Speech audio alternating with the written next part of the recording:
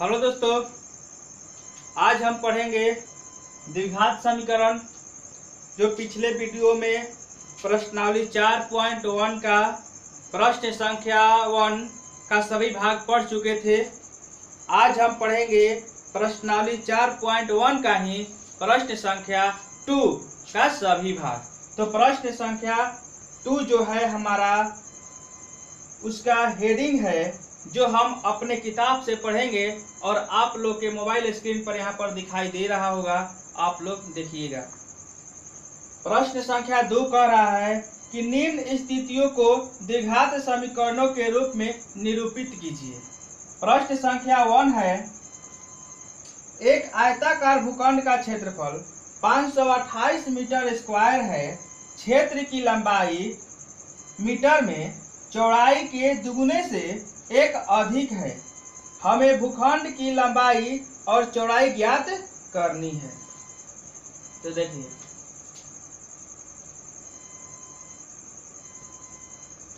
माना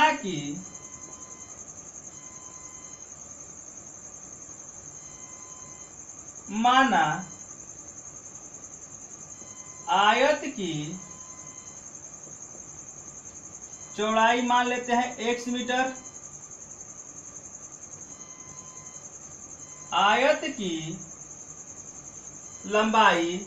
अब देखिए, अब हमारा प्रश्न कह रहा है कि जो आयत की लंबाई है चौड़ाई से दुगुना, तो हम कह सकते हैं कि यह चौड़ाई x है तो इसका दुगुना कितना होगा, 2x होगा। और बोल रहा है प्रश्न में कि चौड़ाई का दुगुना से एक अधिक है, तो हम बोलेंगे कि 2x दुगुना हो गया और प्लस 1 एक अधिक हो गया, तो बोलेंगे आयत की लंबाई 2x प्लस 1 मीटर। प्रश्न से अब देखिए, आयत का क्षेत्रफल बराबर सूत्र होता है लंबाई गुने चौड़ाई। अब यहाँ पर हम आयत का क्षेत्रफल का मान निकाल देंगे, तो यहाँ पर दिया है लंबाई दिया है कितना, 2x प्लस 1 इंटू चौड़ाई का मान कितना है, x मीटर। और इसका हम लोग के किताब में दिया है क्षेत्रफल भी कितना, तो 528 मीटर स्क्वायर दिया है। तो हम इसको हल कर लेते हैं। 2x, अब इसको इससे हल करेंगे और इसको फिर इससे हल करेंगे, तो x से 2x के साथ गुना करेंगे तो हमारा हो जाएगा 2x स्क्वायर। प्लस है तो प्लस दे देंगे, अब माइनस रहता तो माइनस दे देंगे। तो x का फिर a1 का साथ गुना होगा तो हमारा x रह जाएगा बराबर 528। तो यहाँ पर हम एक समीकरण जैसा तैयार कर देंगे, तो 2x स्क्वायर प्लस x, और यह प्लस में है तो इधर क्या में हो जाएगा, माइनस में हो जाएगा, और यहाँ पर कुछ नहीं तो क्या दे देंगे, 0।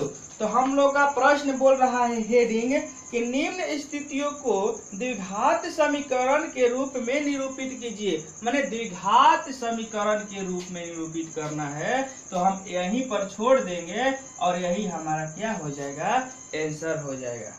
अब देखते हैं क्वेश्चन नंबर 2 का दूसरा। दो क्रमागत धनात्मक पूर्णांकों का गुणनफल 306 है। हमें पूर्णांकों को ज्ञात करना है।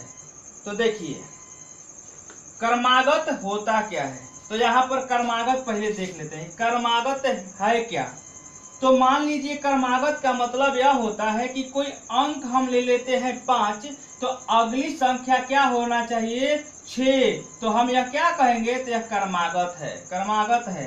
या फिर अगला लेगी कौन सी संख्या, तो 7, तो यह हमारा क्या है, क्रमागत है। तो यहाँ पर अच्छे से देख लेते हैं। तो यह 5 से 6 गया हमारा क्रमागत है। यह 4 से 5 जाएगा तो यह भी हमारा अंक क्या है, क्रमागत है। उसी तरीका से 3 के बाद क्या आता है, तो 4, तो यह हमारा क्या है, क्रमागत है। तो हम कहेंगे अगर यहाँ पर x है तो अगला हमारा जो संख्या बनेगा वह क्या होगा, तो हम सहमत देखते हैं कि प्लस एक जुट रहा है, प्लस एक 4 में 1 जोड़ाया तो 5 हुआ, 3 में 1 जोड़ाया तो 4 हुआ। तो x का अगला भाग क्या होगा, तो हम कहेंगे कि x प्लस 1 होगा। बस यही हमको समझना था। तो देख लीजिए, अब यहाँ पर प्रश्न है, फिर से पढ़ लेते हैं। 2 क्रमागत धनात्मक पूर्णांकों का गुणनफल 306 है, हमें पूर्णांकों को ज्ञात करना है। तो 2 क्रमागत धनात्मक, तो माना पहला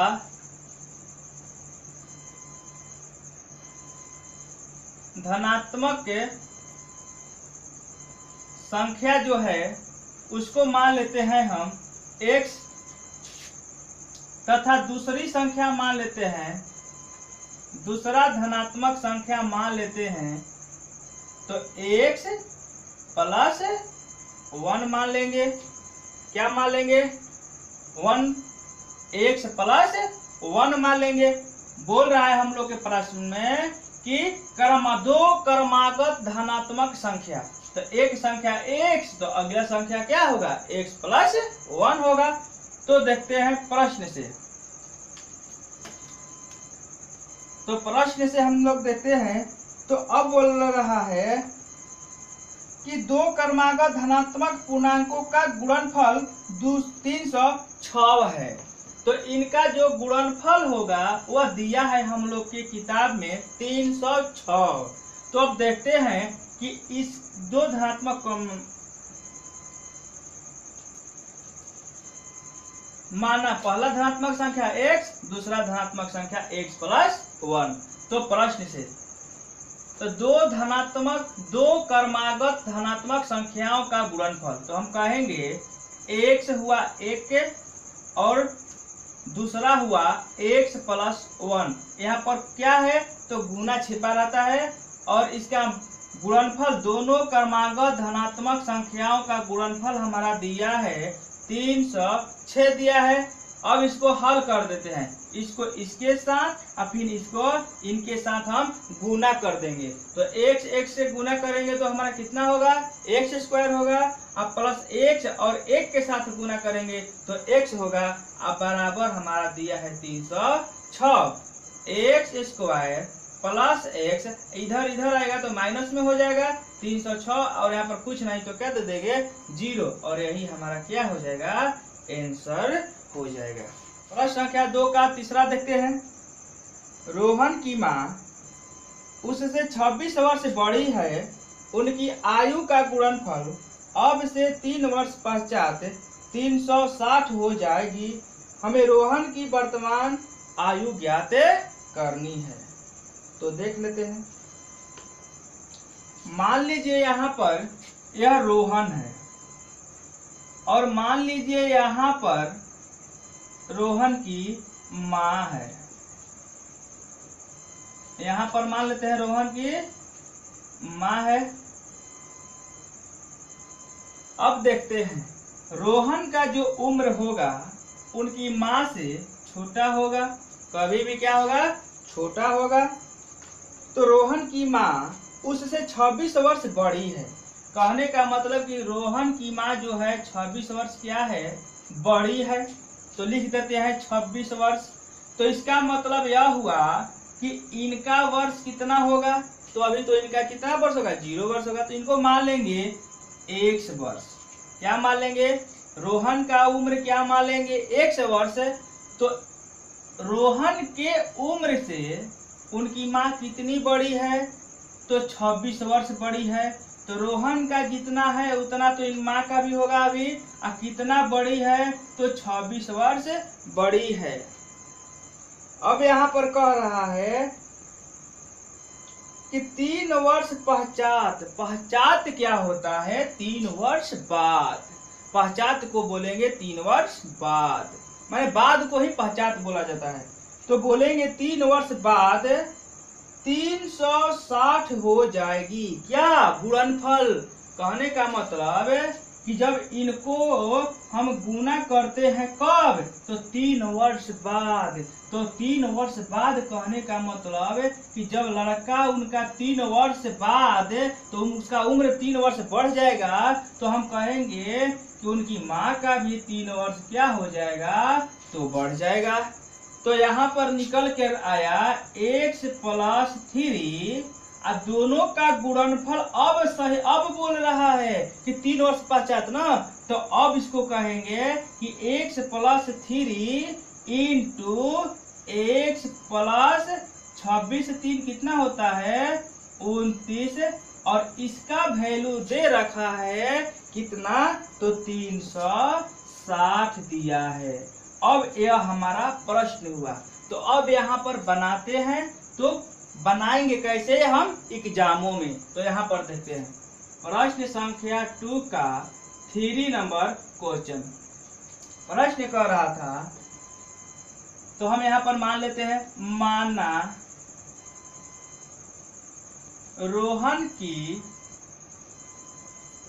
वर्तमान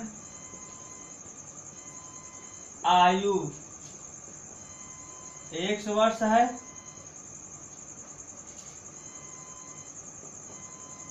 रोहन की माँ का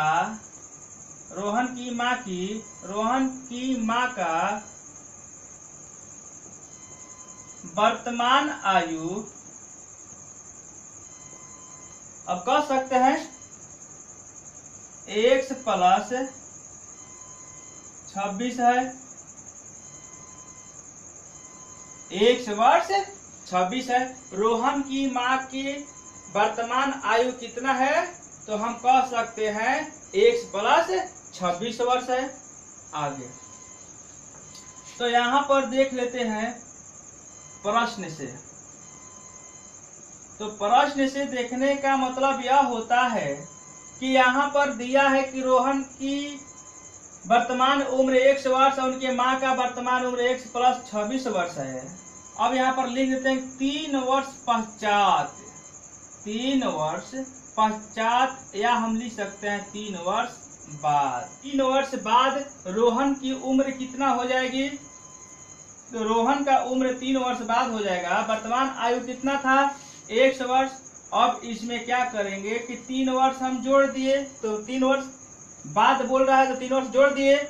3 वर्ष जोड़ेंगे जब रोहन में, तो 3 वर्ष जोड़ेंगे इनकी माँ में भी, तो x + 26 अब +3।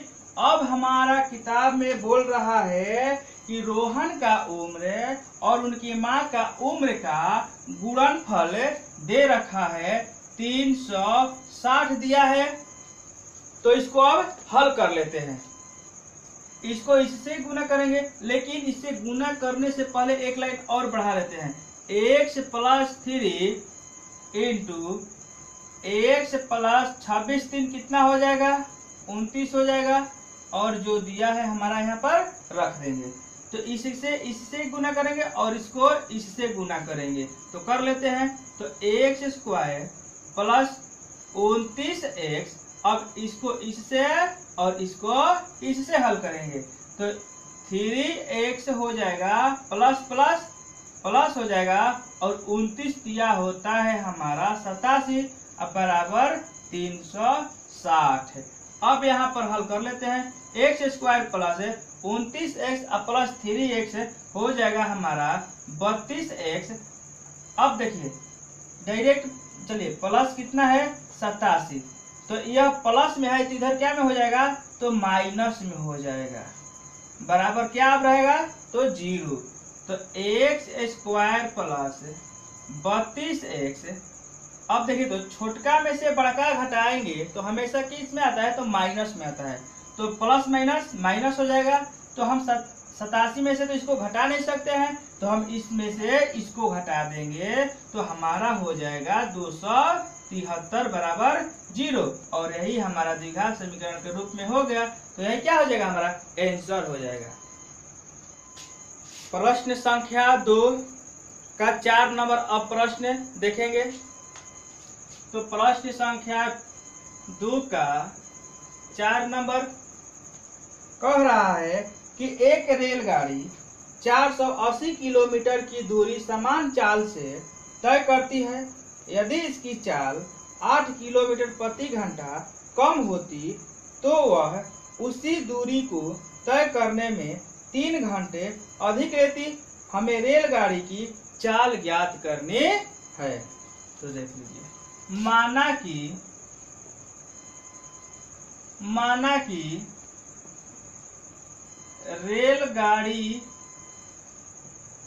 रेलगाड़ी की चाल बराबर मान लेते हैं 1 किलोमीटर प्रति घंटा है। अब यहाँ पर समय बराबर सूत्र क्या होता है? दूरी बाटा चाल होता है। तो प्रश्न से दूरी दिया है किताब में 480 किलोमीटर और चाल हम माने हैं 1 किलोमीटर प्रति घंटा। अब क्या बोल रहा है किताब में कि 8 किलोमीटर प्रति घंटा कम की जाए, तो चाल में कम कर दी जाए। तो उस चाल से तो देख लीजिए 480 बाटा पहले यही था, इसी में से इसी दूरी में से इसको क्या कर लेना है, घटा लेना है। तो हमारा कितना का अधिक हो रहा है समय? तो 3 घंटा अधिक हो रहा है। तब इसको हम हल कर देंगे। इतना का हम एलसीएम निकाल लेते हैं। x माइनस 8 हो जाएगा, x इंटू एक्स माइनस 8 गुना कर देते हैं, हल कर देते हैं, बाटा पे घटा उसने लिखा।